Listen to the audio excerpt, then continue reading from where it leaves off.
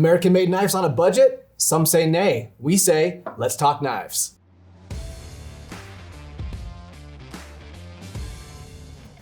Hey everybody, welcome back to Knife Banter. It's been a while, but we're back. My name's Spencer. I'm Daniel. I know you don't know who the heck we are, but you might be seeing a little bit more of us from time to time, so we look forward to getting to know everybody in the community a little bit better. Daniel, what are we talking about today?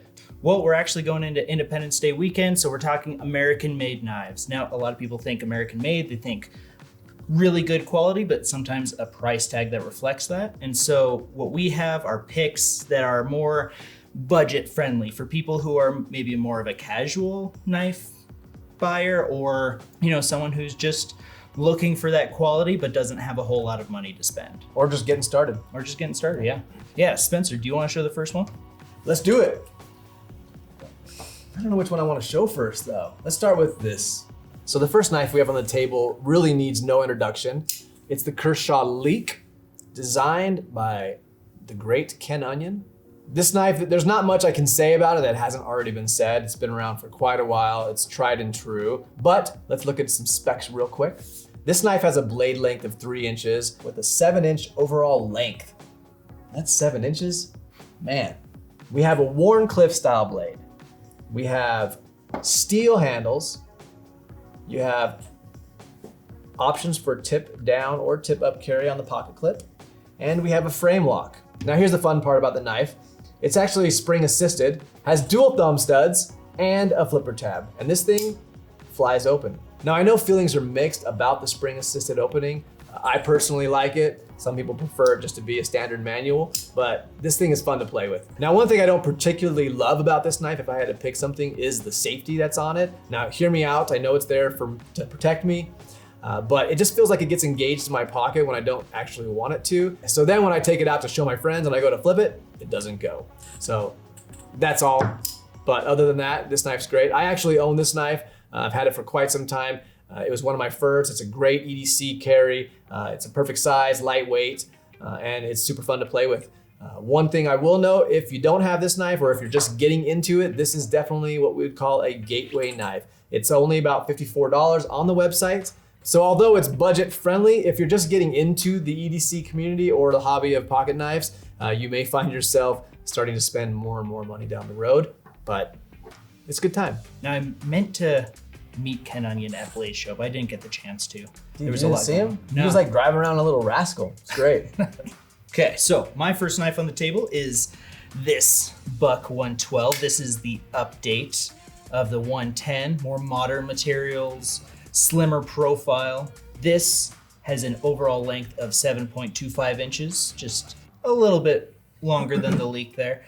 It has 420 steel with a 3-inch long blade, a clip point that's very iconic for buck knives, hollow ground edge here, hollow ground bevels here, and the handle is this orange GFN.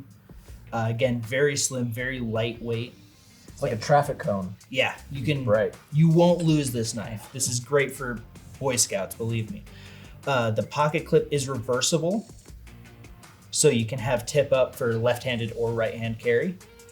And it has a lockback locking mechanism, very sturdy, so you won't drop it on your fingers when you're using it. I mean, it's a Buck 112. There's not much more I can add to that. Like, it's an iconic knife. This is one of my first knives that I got. I didn't get this exact one. I actually had the Buck 412, which was the Boy Scout one that was contacted with them. It was bright red, but basically the exact same design, still lockback. And I have very fond memories of that knife growing up, which was great. Did you cut yourself with it? All the time. Yeah. You believe it? The cost on this is only $30, $29.50 on the website.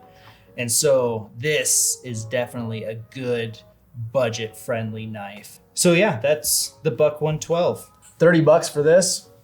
I don't think you can miss on that. It's great for beginners. It's got that lockback, super sturdy. Personally, I don't love the lockback just because I can't play with it very much. It's not as visible, but it's strong. And if you're gonna get a youth or someone, this is a great knife, and great knife that you might not be afraid to use and lose. So right? It's a good. I mean, you won't lose it. It looks like a traffic that too. cone. Yeah.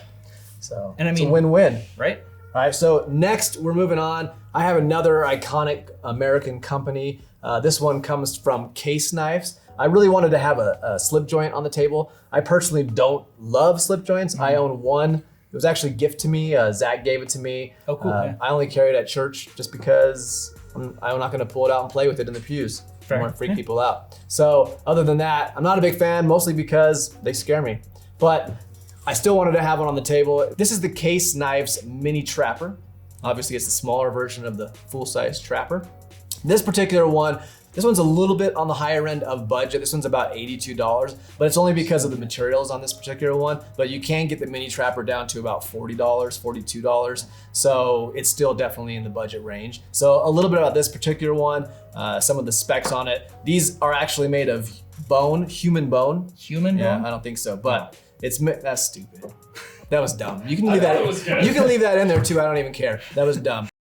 This is actually made of bone. The bolsters are made out of nickel. Let's talk a little bit about the blades. There's 2 blades on this. You have your traditional clip point blade. Both of these come in stainless steel. This has got a beautiful mirror polish. I really like. So you have your clip joint, great for cutting, whittling is what I kind of figured I'd be using this knife for. And then you have your spay blade, which was a classic trapper. I guess they needed these. This is actually for spaying animals. I don't really want to talk about that. So it has your standard nail nick in the blade for opening, has a couple of stops. The detent's not too hard on this. I remember when I'd find these knives when I was a kid that my grandpa would have, I could never get the freaking things open. Right. I don't know what they were doing with them, but these are pretty smooth. Overall length when open on this is 6¼ inches. The blades are 2 3/4 inches on these. When I pulled this knife out of the box, I was actually a little bit surprised. It actually has a really good finish. I like the materials that they used on it. It actually looks really clean, really nice, and I just think of this as a classic knife that probably you would think that your grandfather would carry. So that's the slip joint for the day. Do you have anything to say about that? You know, I think that this just looks beautiful, and you're absolutely right. This is something that I would see my grandpa carrying. So Awesome. All right, so next guy I have is the Launch 4. This is our auto that we have on the table. And this guy is awesome. I love the Launch 4. This is right at the tip of our budget. This is at $100. This is a California legal auto because the blade length is 1.9 inches long. It's a spear point style, CPM 154. The overall length is 5.1 inches long. The handle is made out of aluminum. This one's black, but it does come in other colors. It has a tip-up pocket clip here, and it is just a right-handed carry. So if you're right-handed in California, this is the perfect knife for you, or at least the perfect auto for you. It's a push-button lock to close and to open it. It's a fun, snappy little blade.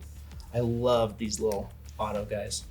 So yeah, this is the Kershaw Launch 4, $100 on the website. I actually own a Launch 4. Okay. It's good.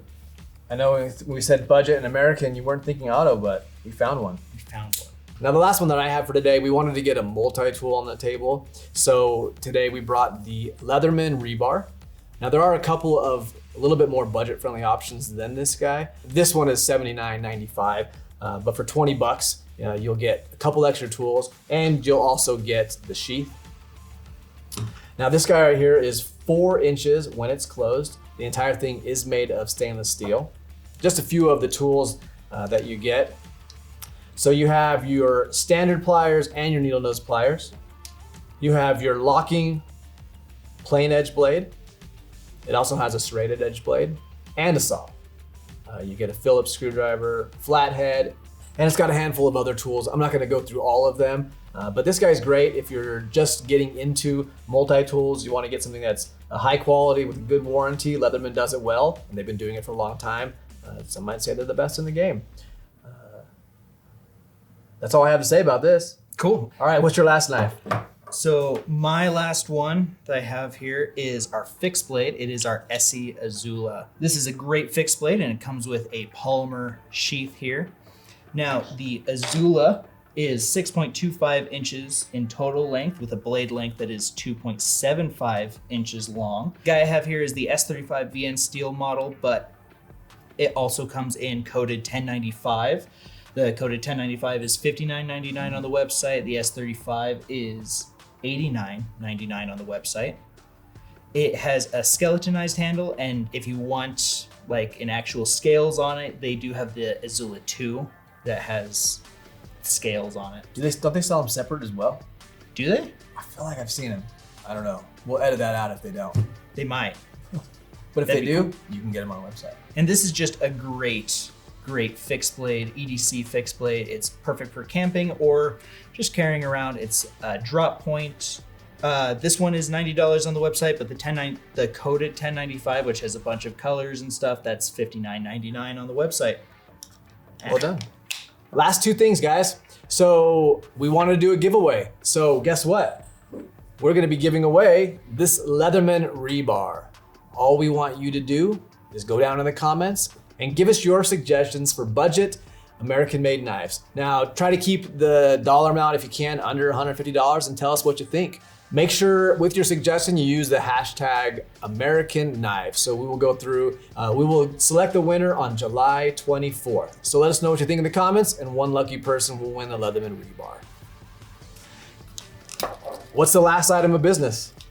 I guess just what's in your pocket. Oh, all right. American-made knives. Today I am carrying the Protech Malibu Operator. Nice. I was lucky enough to be at Blade Show and pick one of these up. It is not on our website. I apologize, nor is any Malibu. They kind of come and go rather quick. But this particular one is the Operator version, so it's all blacked out, no branding, 20 CV blade on this, black aluminum handles.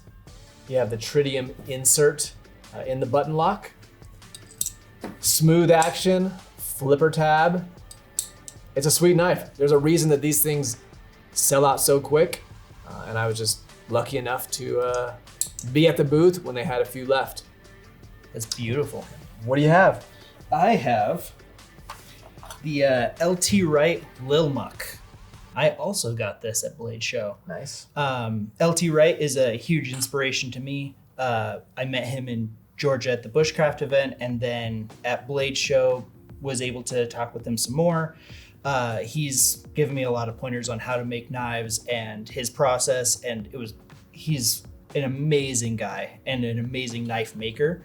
And so it was awesome to pick one of these up. These are on the website for about 85 to $100. We're out of stock right now, but if you can pick one up, these guys are great. I do have a lanyard on here with the Death Bunny from P&W Bushcraft. These are hand cast aluminum that they started making. I was lucky enough to get one at Blade Show. Those guys are fantastic if you don't know them. But yeah, this is the LT Wright Lil Muk. I like it. It's cool. Well, guys, thank you so much for watching. We appreciate you being here and talking about knives with us.